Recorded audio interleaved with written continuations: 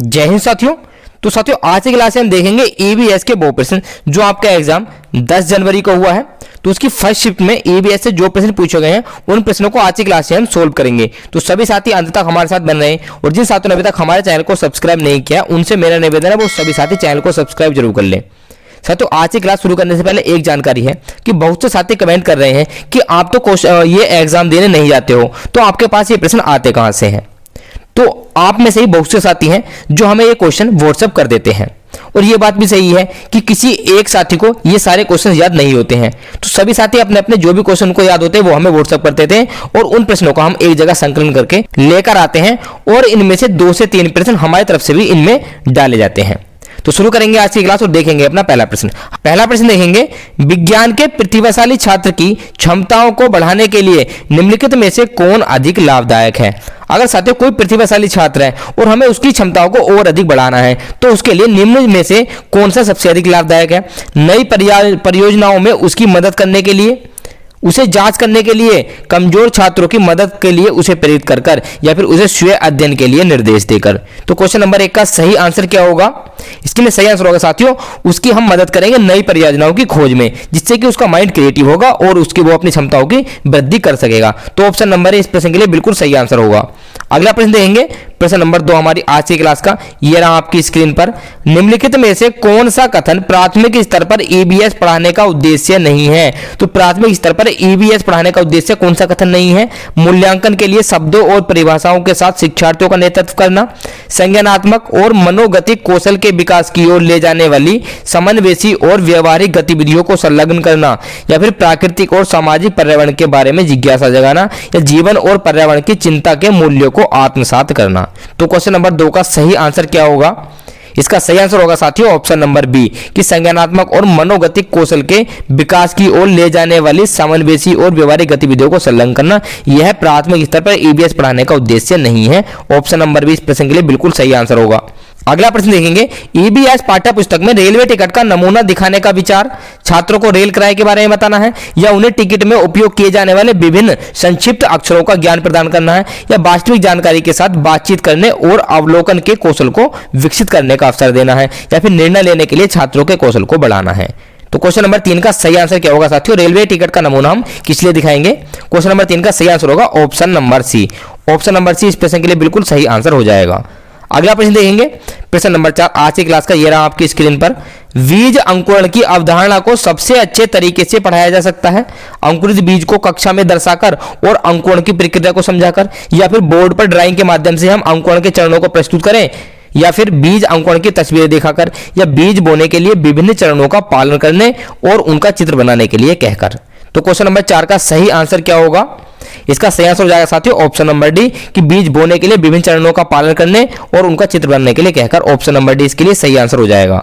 अगला प्रश्न देखेंगे, प्रश्न नंबर 5 हमारी आज की क्लास का, निम्नलिखित में से कौन सा ईवीएस पाठ्य पुस्तक में पहेली और पजल को शामिल करने का उद्देश्य नहीं है। साथियों नहीं पूछा गया, इसमें हमें वो उद्देश्य बताना है जो पहेली और पजल को शामिल करने का नहीं है। ऑप्शन नंबर देखेंगे, छात्रों के मन को भ्रमित करना, छात्रों में तर्क क्षमता विकसित करना, छात्रों में आलोचनात्मक चिंतन क्षमता विकसित करना, या छात्रों के मन को भ्रमित करना और उन्हें उस भ्रम का आनंद लेने देना। तो क्वेश्चन नंबर 5 का सही आंसर क्या होगा।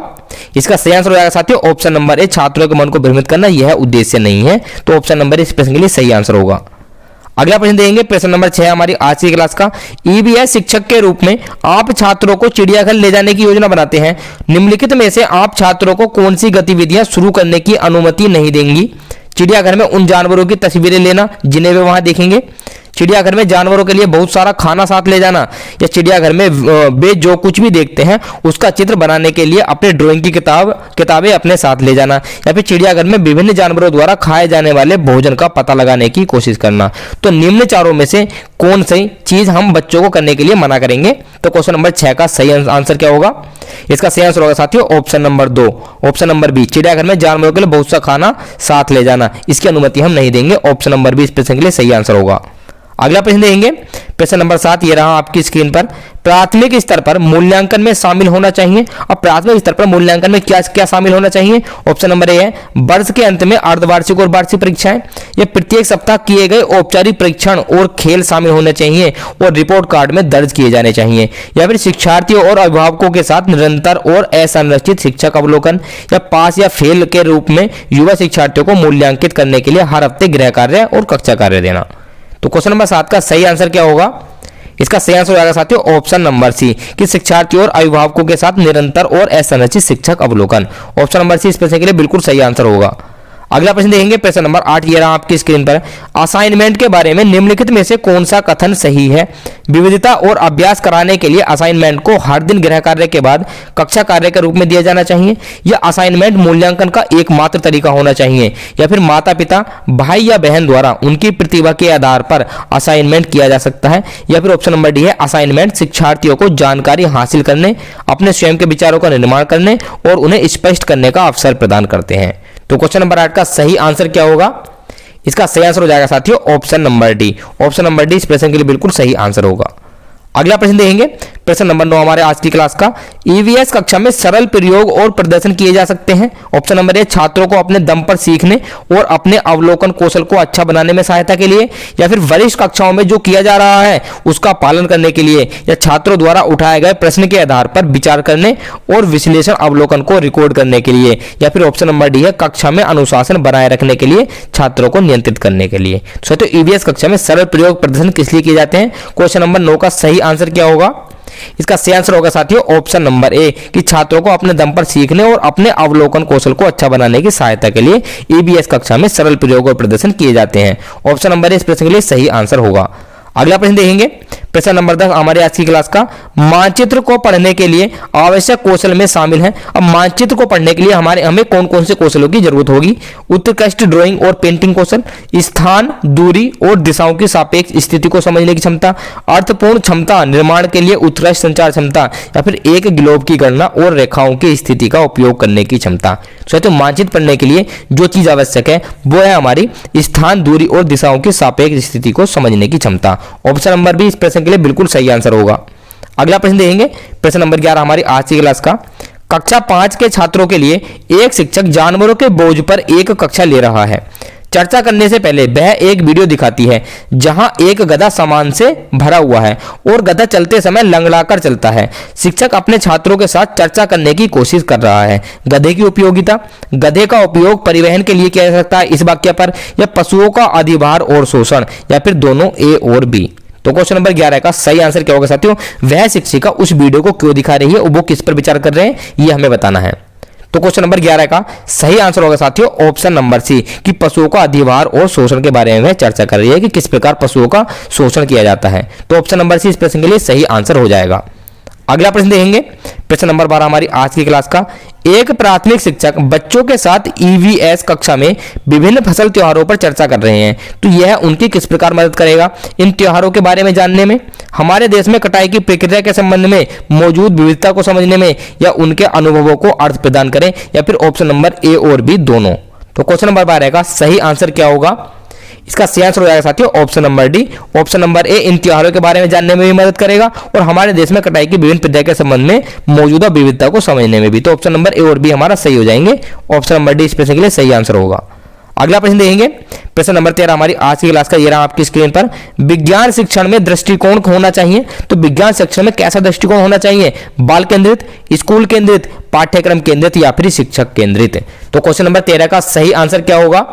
इसका सही आंसर हो जाएगा साथियों ऑप्शन नंबर 1, विज्ञान शिक्षा में दृष्टिकोण हमारा बाल केंद्रित होना चाहिए। हमारी जितनी भी शिक्षण विधियां हैं वह सभी बालक के अनुरूप होनी चाहिए। ऑप्शन नंबर ए इस प्रश्न के बिल्कुल सही आंसर होगा। अगला प्रश्न देखेंगे प्रश्न नंबर 14 हमारी आज की क्लास का। पर्यावरण अध्ययन के शिक्षकों को निम्न में से किस पर ध्यान देना चाहिए? बच्चे के दृष्टिकोण पर, प्रयोगों एवं उदाहरणों पर, अभिभावकों के विचारों पर, या फिर पुस्तकों एवं परीक्षाओं पर। तो ईवीएस का कोई शिक्षक है उसको निम्न में से किस पर ध्यान देना चाहिए? क्वेश्चन नंबर 14 का सही आंसर क्या होगा?